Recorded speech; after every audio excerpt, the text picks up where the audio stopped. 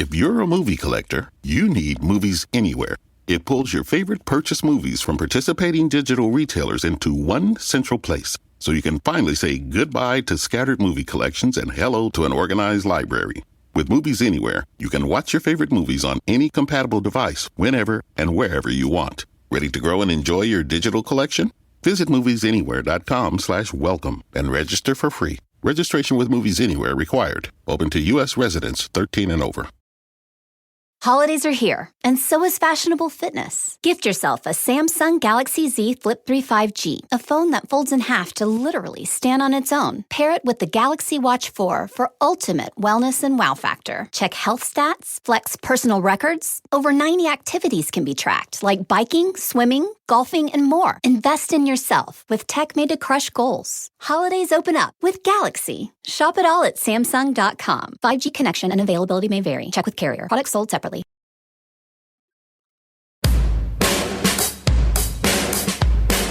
Hey everyone, this is the Almost World Podcast. Bringing to you mind-blowing interviews with guests from all over the world. So settle down, relax, and enjoy the show.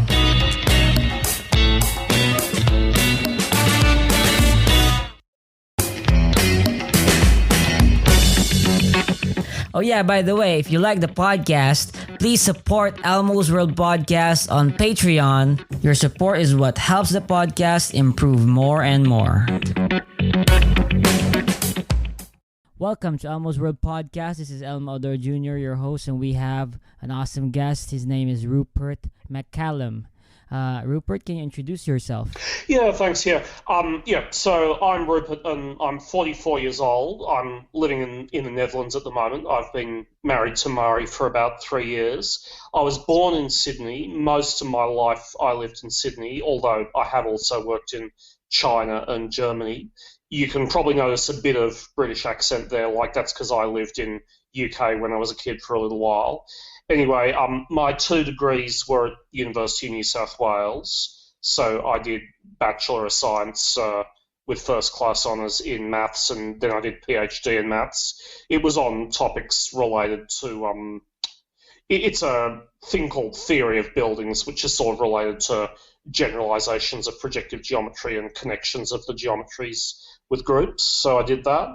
I've also done 2 postdoc positions in Germany, where I was trying to get research done. I've been without full-time work for a while, unfortunately, but I'm still trying to get research done, and I've got a bit of an idea in my head for a business model. That's such an interesting story you've got there, bro. And to be honest, I'm a little envious because you've traveled so much already. But I want to ask you a question. I think you're atheist, right? That is correct. Yep. I don't think there's very good reason to believe any of the traditional teachings of any of the major religions are true. Yep. But I want to ask, were you religious before, or what happened? I have never been religious. My parents were both atheists, and also all my grandparents were as well, except maybe for my grandmother on my mother's side, because she requested a Christian funeral, so she might have been a bit uncertain about what she thought about it. But yeah, when I was young, I was growing up in England, and we were sort of exposed to a little bit of religious teaching at school, and I was interested in it for a while, but at quite a young age I decided I didn't really believe this. My parents said they didn't really believe it either. So I lost interest in religion for a while. A bit later on, I studied philosophy of religion when I was a young adult. I've had a look at what people like Richard Swinburne or Edward Feser have to say about it. So Richard Swinburne, Edward Feser, I've read in a fair amount of depth. To a lesser extent, also William Lane Craig and Alvin Plantinga. So yeah, I take an interest in what philosophers have to say about it, but I don't think at this stage in the development of human knowledge we have very good reason to believe that the traditional forms of theism are true. There was one book I read quite recently. It's called Progressive Atheism. It sort of talks about whether, given the advances we've had in our knowledge, whether some kind of religious truth in some broad sense is still something we could aspire to have good reason to believe to be true, but not the traditional versions of theism, I don't think. Yeah, that's my take. Interesting. So, in terms of the school of thoughts, for example, are you dualist or monist? Which one do you Oh, look, think is? I think probably physicalism is the most likely account to be true of physical reality. Like, I'm somewhat, tentative about that. And yeah, I mentioned to you earlier on, I think I'm not hugely well read in philosophy of mind, so I'm not quite sure what the best view there is. But I think it's quite likely that conscious experiences just are physical processes. I have a reasonably good grasp of what best science tells us about physical reality. And, there's interesting questions about the interpretation of quantum mechanics or whatever. I also take an interest in the nature of mathematical truth, which, maybe is, in some sense, is something over and above, what our best physics says. And I'm also quite interested in, what should we say about moral discourse? Does it reflect objective reality or not? But yeah, basically I think, there's discourse about physical reality, discourse about mathematics and moral discourse, and, you say about those whatever you say, but that's sort of, more or less a complete picture of where human knowledge is at. And, beliefs in supernatural entities or, traditional religious teachings, I don't think we have very good reason to think they are true at this stage of human knowledge. Okay, but what about a priori knowledge? For example, a lot of intuitive forms of knowledge. What can you say about that? Okay, well, look, I haven't read all the way through Kant's Critique of Pure Reason. He was sort of trying to determine how synthetic a priori knowledge can be possible. I think our ideas about the a priori have probably moved on a little bit since then. For example, with regard to geometry, we no longer think we somehow know a priori what the correct geometry is about the physical space we live in. With our intuitions about mathematical truths, I think there's some sense in which, we're sort of driven to construct them, by our experiences and our interaction with the physical world, but it does sort of become its own domain. In some sense, it seems self-evident to us that the axioms are true about some kind of abstract structure, like with piano arithmetic or whatever, being true about the natural numbers. What would other examples be? Mathematical knowledge seems to be, in some way, a domain of a priori knowledge, however you account for how that could be possible. And, I know Edward Feser does try to argue that, certain metaphysical truths you can know a priori, and then he tries to get the existence of God out of that. I guess the thing about that is, when I read through Edward Feser's arguments, it always seems to me with one of the crucial premises, I can entertain a doubt. For example, whenever any change is brought about in any substance, then there's always some second entity that's causally responsible for the change happening, or, however exactly you would phrase it.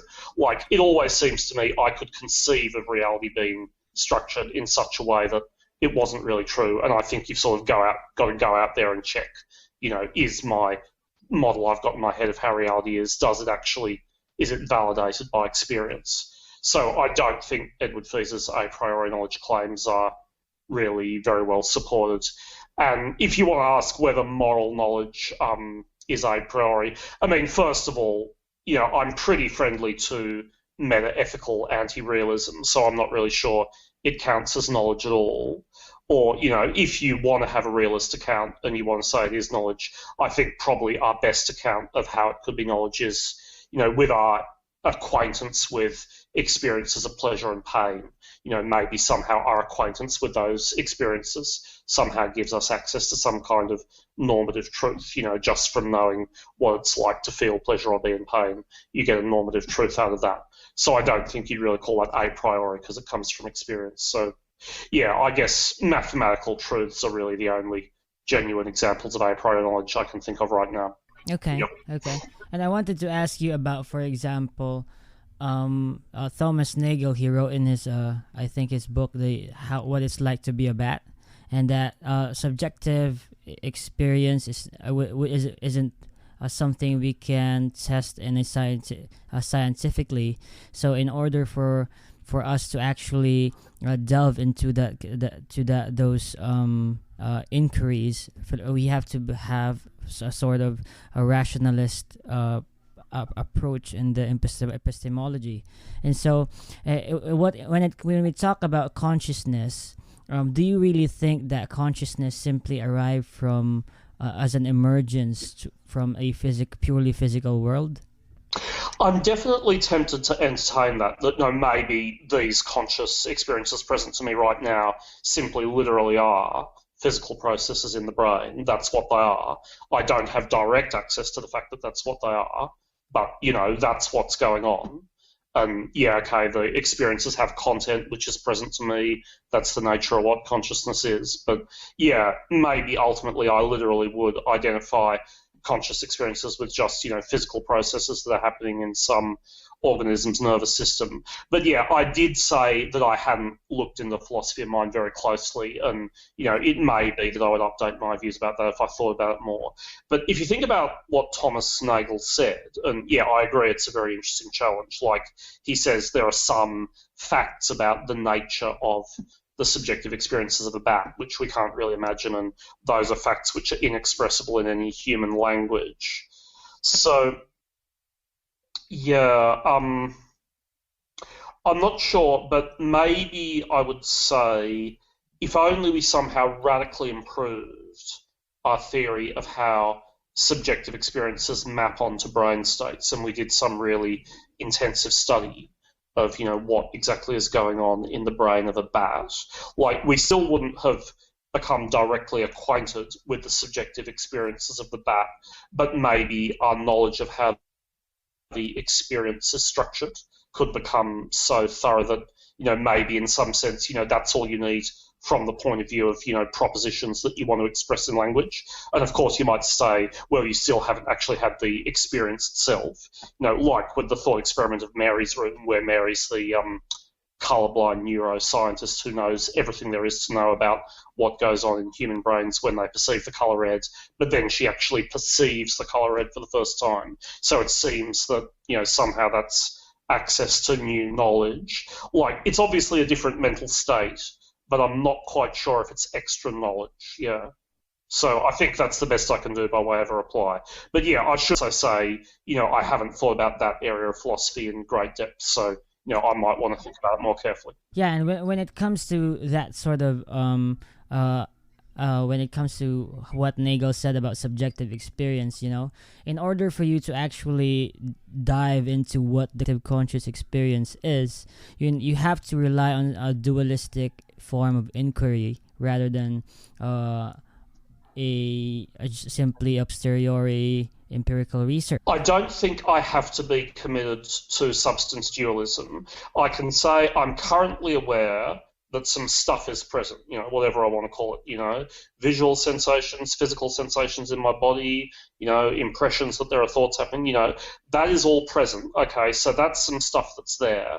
I don't know the exact nature of what it is, As I investigate the world more thoroughly, I can hope to maybe develop a theory about what it is. And it's not a theory that's known with certainty, it can be revised in the light of future experiences, but I could maybe come to think, given everything I know about the world, my best theory about it for now is that these experiences which seem to be present, really are just physical processes in my brain. Like, I think that's fair. So when I actually contemplate the experiences themselves, which are present right now, I think I don't have to take a stand on, are they or are they not physical processes? And some people insist, you can see that they're non-physical, they can't be. And I used to think that as well when I was an undergraduate. I admit, I thought, the idea that they could just be physical processes doesn't make any sense. But, somehow or other, a switch occurred in the way I think about it, and now I'm not quite so sure. I think it makes sense to entertain that maybe they are just physical processes, and, maybe our best scientific picture of how reality is could maybe confirm that. And I want to ask because it seems that your real view is purely scientism, that everything can be explained scientifically. even in the future as well? It depends exactly how you understand scientism. Like, first of all, it's quite hard to define, what makes a line of inquiry scientific. How do we define what science is? It's hard to give a definition. But yeah, those areas of inquiry, that are usually thought of as the sciences, they do a pretty good job of giving us, about as much knowledge as we can get. There's mathematics as well, of course, but, maybe that's just one of the sciences. Yeah, as for moral inquiry, well, I'm not sure we should say we're seeking knowledge there, but, we're in some way sort of trying to work out what our attitude is to human life and how we want to interact with one another. Or, you could interpret it as, we are seeking out some kind of objective truth. So if you did do that, then you might want to say that's an area of knowledge which isn't a science, but I'm not really sure what I think about that. I don't know if you want to call abstract set theory part of science, but yeah, I do believe it is giving us some kind of knowledge. So if you think that shouldn't be called scientific, it's something else, then okay, that's a counterexample to mine. I want to ask about what you would define as free will, or I would assume that you're a hard determinist. But in light of the metacognition that we humans have, it's still not proven whether it's illusory or not. What do you think? Yeah, am I a hard determinist? Okay, let me think. You've got to get clear about what the free will question is. I guess my main thought about it is, if you mean libertarian free will, contra-causal, I would know what it feels like to decide. Okay, what my understanding is of what it means is, first of all, if you look at physical processes, there's a couple of different cases. There's a case of something which is purely deterministic, where everything that happens is the inevitable outcome of what the state of the system was before. A lot of our physical theories are deterministic. There's also the case of some element of purely stochastic randomness, as happens with some interpretations of quantum mechanics. Now, my understanding of what libertarian free will is, it's the idea that there's a third possibility, that, maybe there's some kind of non-physical entity called a soul. I think you probably need to make this a part of it, that there's a non-physical entity called a soul, and it has some kind of mode of operation. It's not determinism, it's not randomness, it's something called free choice, however you understand that. And we humans, we really do freely choose our actions. We could have chosen otherwise. So, we can make the history of the world go differently by making a choice other than, just the inevitable consequence of the laws of physics. And we're morally responsible for what we choose. Maybe we're tempted to do something, but we struggle against it. And if we fail in our struggle against the temptation, then we're morally responsible for that. And we're morally required to make up for it in some way. So that kind of view, I don't think it is supported by our best scientific picture of the world. And what were you asking again? You said, am I a hard determinist, in the sense of not only do I think, determinism or possibly determinism plus randomness is true, but I also combine that with the idea that there's no real moral responsibility. Is that what you were asking? Yeah, but also simply that our own actions, our free will, is simply an illusion. I think if you've got the idea, of course it's true that, the experience of deciding what to do, you have the impression that you're making a choice, you have the impression that you could have chosen otherwise, but if you think it would somehow have been possible for you to make the history of the world go differently than what would have been required by, the laws of physics combined with the facts of the physical state of the universe before you made the choice, if you think that's possible, then I do believe that's an illusion, as far as I know, because I don't know of any, experimental evidence that is possible. I've noticed that in a way you don't really hold to a single point of view. You just consider several, and you allow for possibilities that one might be the truth or the other might not be, and that's something that I think it's good to be open-minded. But you make your best guess about what reality might be like, as far as at the moment. Okay, so in terms of, for example, assenting to propositions is something that would require individual agency. So I think that is, in a way, that's evidence that we have free will. Okay, can you elaborate that, like, in what sense of free will? In the contra-causal sense of free will, you could make the history of the universe go differently, apart from what is required by the laws of physics. But what I meant by assenting to a proposition, for example, was if I ask you a question, do you want to answer my question? So you said yes or you said no, but either way, because you answered or assented to a proposition of whether yes or no, that would mean that you had to have individual agency in order to have a logical answer for that. Because if you were said to answer that because the universe has caused you, therefore your answer does not actually make sense to my own question. Well, I think individual agency could be all right, because of course I'm aware that, thought processes happen. I try to decide what to do. I come to a conclusion. So, yeah, like, I'm aware of what the experience is like of making a decision about what to do. It's just that if you're also saying not only that, but, this is some kind of process which is not completely determined by the laws of physics, I don't really know why I would think that account of what it is like is true, just from my acquaintance with the nature of the experience. Like, I don't think that's supported by any evidence at the moment. But, like, individual agency, of course, of course I still say, I choose to pick up this cup of coffee. Yeah, so, there was a thought process that happened there. I thought to myself, I want to have more coffee. And, there's an experience called, making a decision about what to do. It seems to you that you could have done otherwise. And, sometimes you have competing temptations, sometimes there's an inner struggle and, you have to work out what to do with your life and, will I bother to get useful work done today? So, all of those experiences happen. And, when you're interacting, Yeah, and I want to ask, does a purely physicalist worldview entail is inevitably logically concluding to an existential nihilist worldview? Let me think about, do you mean in the sense of moral nihilism? Intrinsic meaning. Intrinsic meaning.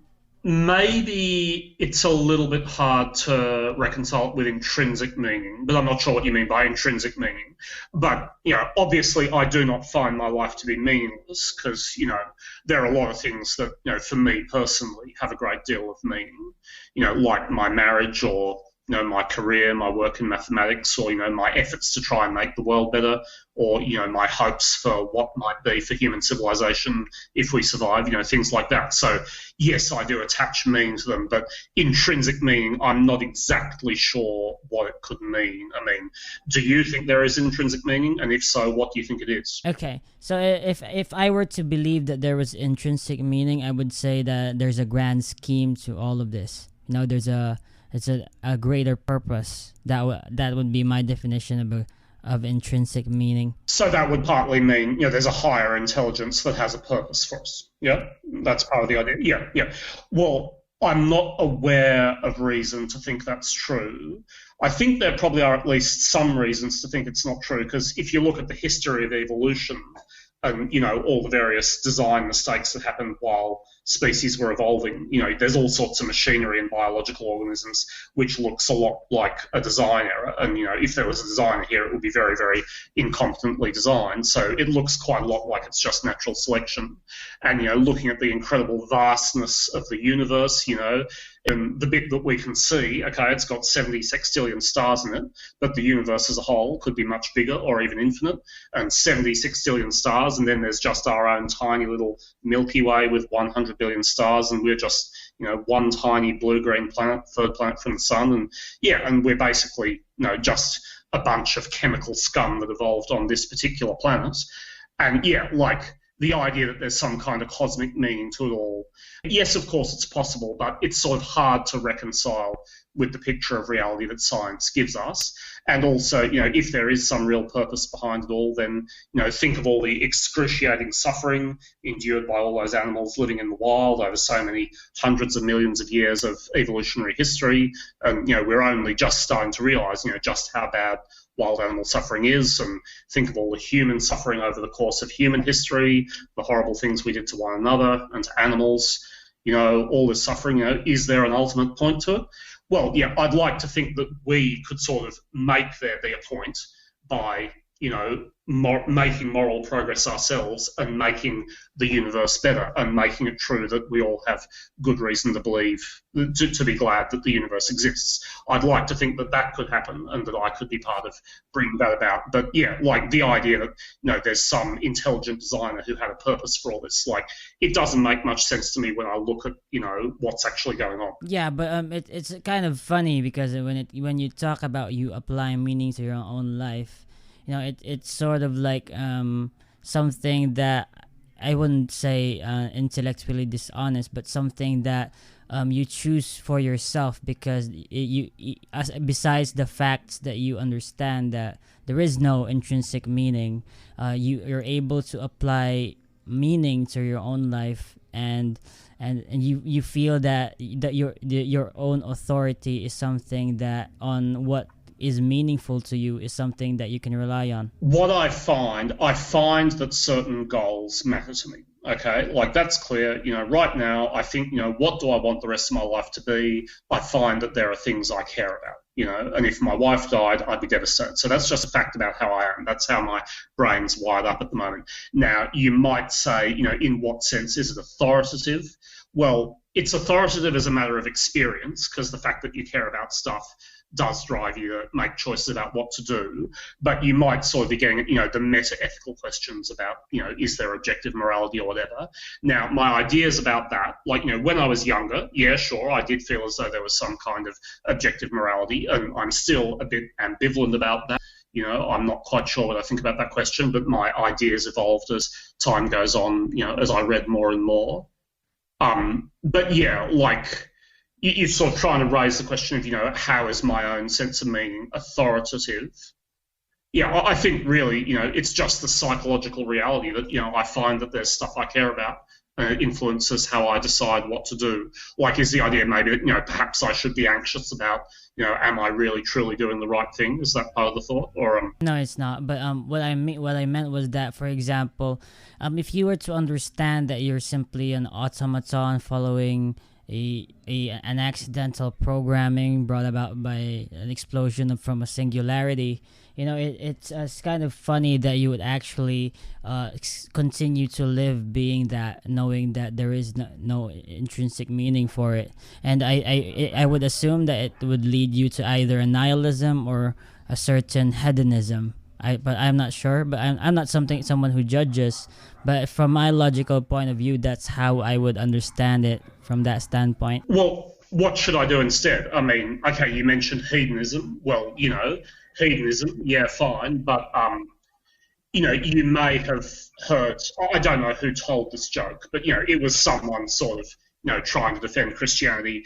And he said, well, there are a lot of people who say to themselves, well, I'm not happy right now, but I would be happy if only I had $10 million in a Learjet and a new mistress every month. And his reply is, try it, you won't like it. So, yeah, I mean, at some point, hedonism just becomes empty and you want something more. But, yeah, I mean... Yeah. Here's a proposition that I you might consider. For example, I myself, in a way, I'm sort of a theist, but I'm also a pure physicalist, same as you, that I believe that everything can be explained by some scientific inquiry, I guess. But in terms of, for example, how I understand my life, I understand that, for example, my love for my family, or my objectiveness to truth and justice, and that, or for example, simply my own free will, are something that are self-evident to me. So in terms of self-evident, I would assume that in a way it is of a dualistic nature, but simply that can actually be reduced to a certain physicalism. Yeah. So so what I'm saying is that because we do not have to assume that physicalism can explain everything away, and because there are certain scientific gaps that we do not know yet. I don't think that it's philosophically it has philosophical integrity to actually assume things that we do not know yet. as that's why I call myself an agnostic very much, because in terms of what the picture the universe shows me, whether there's God or not, that's not really for me to say, because I don't have the knowledge to see the understand what picture it actually tells me, so the universe might show me an indifferent universe that doesn't care at all about the suffering of mankind and wildlife, but it could actually be a picture of a fallen creation, and it's simply that I myself I'm not an authority on what could actually be the absolute truth. So in a way, I simply hold things and stay on the fence rather than focusing on what I would assume to be true. So that in a way, I also value epistemological approaches that are not just based on empirical evidence, but also things that I hold as self-evident in how I act in every day of my life. Yeah, well, with regard to the point you made about being agnostic, I do think that's totally fine, except that if you're talking about a God who has all of the traditional attributes, omnipotent, omniscient, omnibenevolent, I think it's very, very hard to make sense of how that could possibly be true, given everything we observe. I do think the evidence against that particular conception of God is quite strong. But if you sort of back off a little bit and you say, well, perhaps God is not fully omnipotent, or, maybe there's some kind of super intelligence that designed this cosmos, or of course those are possibilities. I can't be said to have knowledge with regard to whether it's true or not. I don't think there's anything counting in favour of my believing it to be true, but it's totally fine just to suspend judgment and say I don't know. I think that's fine. I do agree with that stance. With regard to the points you made about things that are self-evident, you might need to remind me just once again, what is it you find to be self-evident? The fact that you have free will, that's self-evident to you? Okay, well, let's think about that. You do mean in the sense of making a choice where, in principle, you could make the history of the universe go differently to what is required by the laws of physics. Like, you do indeed, it's self-evident to you from your experience that is possible, or is it more a case of, I'm not sure, it could be? Which one is it? Well, it's a case of compatibilism, I guess, that in a way it is in the nature of my actions is it's hard determinism, but the way the nature of my free will itself, of how I am an individual agency, is something that is innate, or something that is within myself. So I would guess that in a way I would refer to the third option that you talked about earlier, which is a soul, but I'm not referring to a spiritual soul, but it could be anything of any nature, but something of a soul. Yes. Yeah, but that's consistent with everything I said, because I didn't reject the compatibilist notion of free will. I didn't reject free will in that sense. I just rejected free will in the libertarian contra-causal sense. I said I'm not, and I mean, I also said, yes, I'm familiar with, the experience of deciding to do something, or later on feeling as though you can't help but feel responsible for it. So I'm familiar with those experiences. Yes, that is human life. Yes, we hold ourselves accountable for our choices. We hold others accountable for their choices. That's part of what human life is. So I don't think there's anything in that which I have to say I disagree with. I'm just saying I don't think we have very good reason to believe in the libertarian conception of free will. And we haven't really talked about moral responsibility yet. I mean, I have a few ideas about that, but Okay. Please tell me. So we were talking about the idea of, feeling as though we're morally accountable for our actions.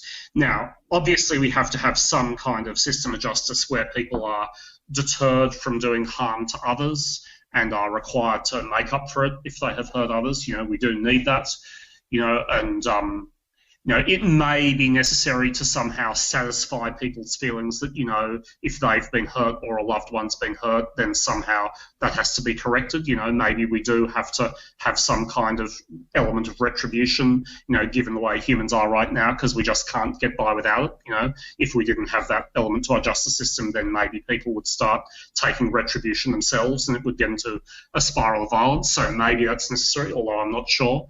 So yeah, you need to have a criminal justice system with at least the element of deterrence and the element of requiring the criminal to make up for what he's done, and maybe some retribution as well.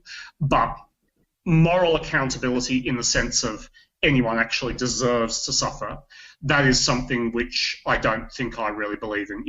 I don't think we deserve to suffer for our actions of wrongdoing.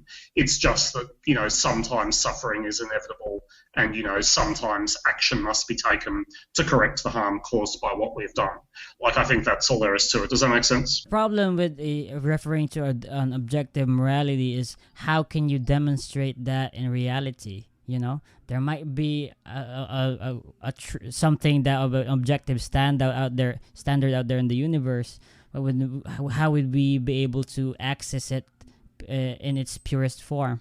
And it would still lead us to the subjectivity of those who claim to have it. As I get older, more and more, I start to become more of a meta-ethical anti-realist, which means that I think ultimately, if you have a look at what Richard Joyce says in The Myth of Morality, he offers a conception of practical rationality where basically your desires give you reasons for action, yes, but it's not just any old desire, because you might have some kind of conception of what your best self would want to do, your very highest ideals for what you want your life to be and what sort of ideals you want to live up to, but you're temporarily being tempted to do something a bit less noble. Some temptation has come your way and you're tempted to betray your moral ideals. So Richard Joyce's account of it is, your moral ideals are the things that give you reasons. You have reason to act in accordance with your conception of what your best life would look like, assuming you have any moral ideals at all. Not everyone does, but most people do. So, okay, in that sense, your conception of what the moral life is gives you a reason to try to live up to it. And it's also possible to, engage in exchanges of views with other people. You can sort of talk to each other about what your conception of the moral life looks like. You can try to get people to change their mind by pointing to this consideration or that consideration. Or you can bring moral pressure to bear on another person. You can say, oh, you're thinking about doing that, but wait a moment, have you looked at this aspect of how it is? And so you can do all that. It won't work with a psychopath. Psychopaths won't be moved by moral argument, but with most people, it will work. If you won't get complete agreement, for the time being at least, you always have significant amount of moral disagreement. So sort of that sort of account of it, there's no objective morality there, but it still gives you everything you want. We don't need to say, oh, there's an objective moral truth out there waiting to be found. We just don't know what it is yet. We can hope that eventually the human species will converge on one particular moral theory. That could happen. We don't know. But sort of, that's the reality of what it is. There's a practice called human moral discourse. People want to live up to moral ideals. We can say they have reason to do that. You should struggle against your temptations. You should try to be good. You can argue with people about morality. You can put moral pressure on them. That's everything you want. You don't actually need there to be some objective morality, whatever that could mean. So that's the other things I'm more friendly towards these days. But in the past, I have sometimes considered other views, like, for example, Sharon Hewitt-Rawlett's view about how maybe, just from your acquaintance with what it is like to suffer, maybe from that alone you can somehow see that suffering ought not to happen, and maybe that's how you get access to moral truth. That could be another way, or Derek Parfit's way of talking about it. But yeah, so that's my view, and what do you think? In terms of how I view morality, I simply look at the actions that humans have when we interact. So I would definitely say that one of them is that life is preferred to death, and that there would be, the second action would be that there would be informed, enthusiastic consent in every dialogue. So honesty. So in terms of, for example, what we hold to be moral or how we justify acts, it has to derive itself from these axioms.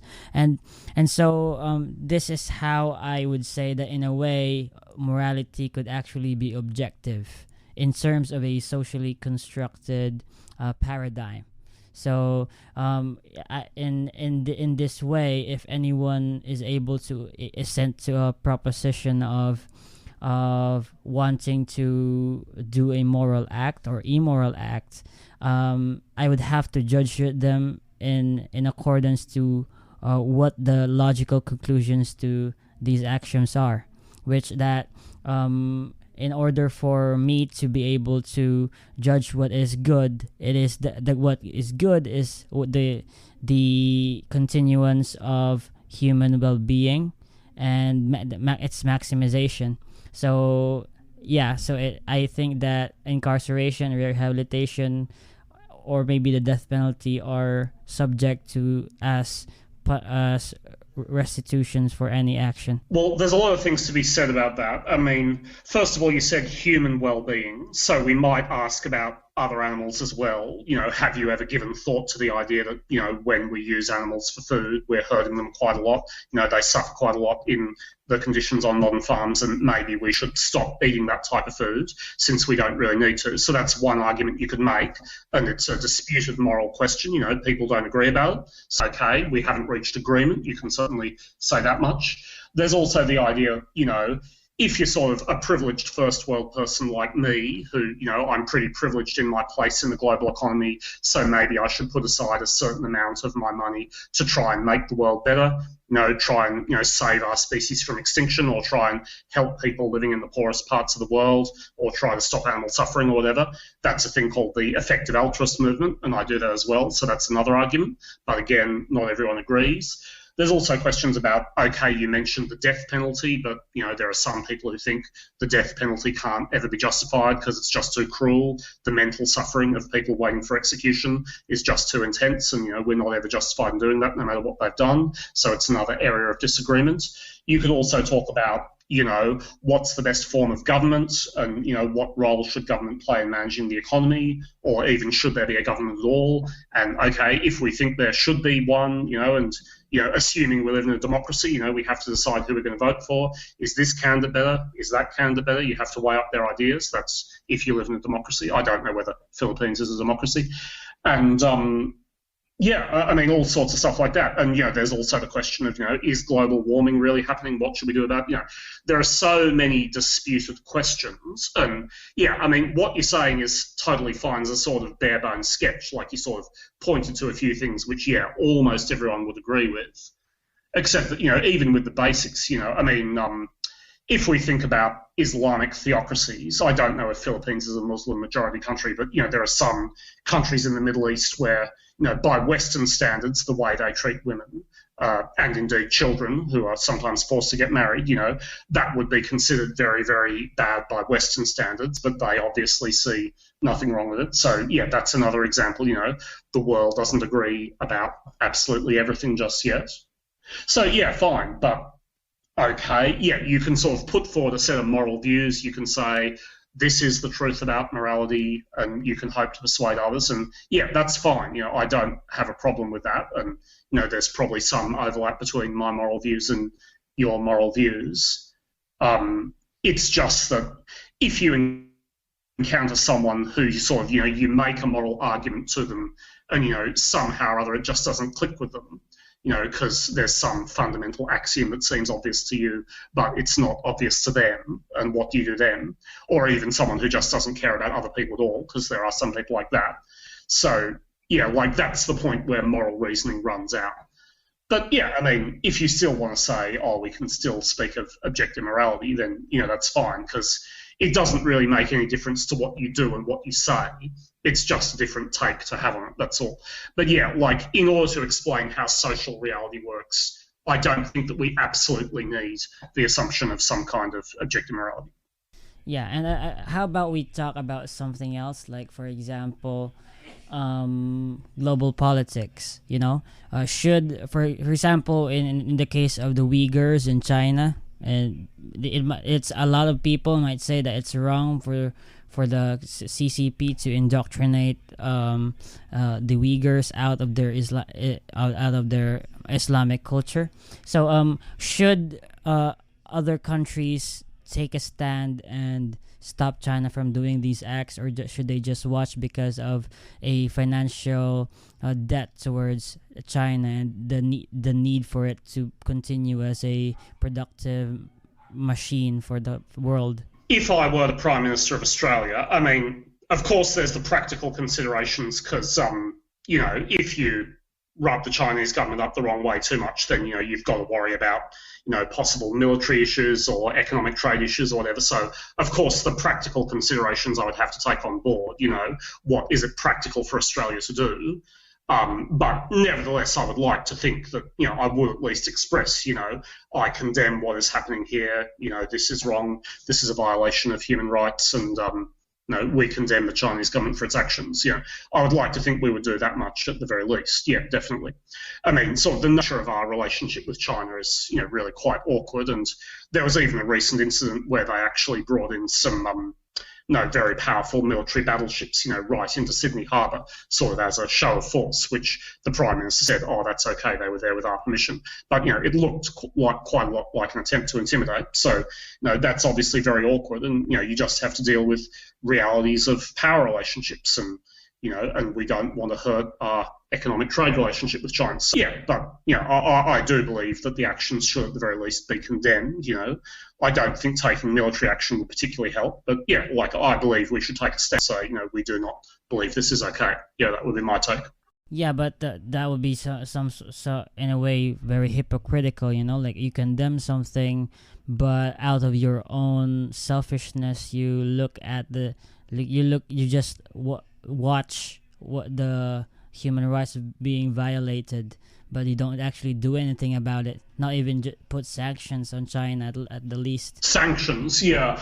All right, let's think. I don't have any problem with the idea of considering sanctions as one action to take. I mean, if I was in the position of being the Prime Minister of Australia, it seems to me my first obligation is to look after the well-being of the Australian people. There has to be some sense in which that has to come first. And I just need to weigh up what the consequences of such an action would be. If maybe the thought is, if the Chinese government is behaving in this way, we shouldn't even want to do business with them.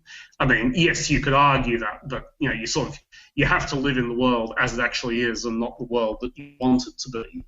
I mean, the bottom line is, if I was actually in that position and I knew a bit more about the details of the practicalities of it, what are the particular trade relationships that we really depend on, then I'd be able to weigh up what to do. But the point is, the considerations of what the effect would be, that would have to count in some way. So, because I'm not an expert on what all the relevant practicalities would be, I'm not quite sure I can say definitively what I would do. But I mean, the idea of, maybe sanctions should be imposed, yes, it's a totally reasonable one. If it's practical, if it will work, and if it will actually do some good, then yeah. So it seems to me that global politics is purely Machiavellian in terms of how they want the outcomes to be. They condemn to feel morally right in terms of just committing sins of just omission in terms of the action that they should have done, or at the least, but they make an excuse for a selfish agenda that they have to protect their own. So I'm guessing that this is something that we have to be honest about in terms of, for example, the art of war. You can't just ignore the logistics and just go about doing what you think is right. Yeah, but anyways, I also think that in terms of whether another country is doing or is violating human rights, for example, many Islamic countries that kill apostates and courts just let it go. I think that Western countries should actually do something about it. Do you mean in the sense of military intervention? Is that what you're talking about? No, I'm thinking that they should not tolerate this sort of Islamic extremism. If But they what if does they not tolerate want, mean? You said no military intervention. You mean don't do business with them? Or, yeah, what does it mean? yeah, Yeah. yeah, that's it. Don't do business with them. No diplomatic ties because, for example, you can see the UN, United Nations, like for example, put sanctions on a country that had a sort of a coup d'état on, and but actually, for example, in I think it was Sudan. Yeah, where they there was a military coup d'état that was very organized and law and order was there. Only that they had to put down this corrupt government. But the problem was that they just expected it them to have a continual law and order in terms of economic beneficiary for the United Nations itself. So it seems that economics or money plays a huge role in the United Nations instead of the well-being of every country. Well, you're absolutely right about that. Like, economics has to kick in somewhere because there are economic realities, right? Okay, we do need oil at the moment. That's just a reality. If suddenly we don't have any oil, then what's going to happen there? So, yeah, of course, economic realities, they have to be factored in. Now, it doesn't mean it should be all economic considerations and nothing else, But yeah, because I'm not sort of, right up there at the very top of the power structure and I'm not familiar with all the details of, what it would be practical to do and what it would not be practical to do.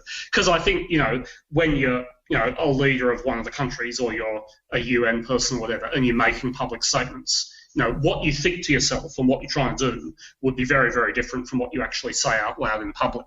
So, we watch what's happening and we think, this is all just cynical power politics going on. And yeah, okay, you're probably right. But, if you're actually in that position and trying to do things differently, the practical realities would be there and you wouldn't be able to say everything you think out loud in public. So, What advice would you give to someone who also wants to dive into philosophy and the level of intellect that requires someone to be objective or simply not be as gullible as they were before? Well, let's think. I can mention to you books that I think are worth reading. There's a huge amount to read, obviously. For example, I could mention Bertrand Russell's Problems of Philosophy or Penelope Maddy's Second Philosophy. I should also add I'm more widely read in analytical philosophy rather than continental philosophy. I think it's quite good to, get a feel for what's out there, the range of views people have defended. Also, there's a website created by a man called Eliezer Yudkowsky called Less Wrong. And, I don't necessarily agree with everything he says, but, he's very, very big on teaching people about techniques for how to become more rational in your views about reality and stuff like that. And I think a lot of what he has to say there is worth reading. And, it depends, do you want to familiarise yourself with Western philosophy or philosophy from some other culture, and will it be analytic philosophy or continental philosophy? But if it's Western analytic philosophy you want, then there's a whole lot of stuff to read, and it's sort of like just go hunting for what interests you the most. And So that's the end of it. Thanks for tuning in, guys. This is your host, Elmo Ador Jr., and thank you for listening in, and please subscribe. Please follow us on Facebook. Please follow this. Please. Thanks.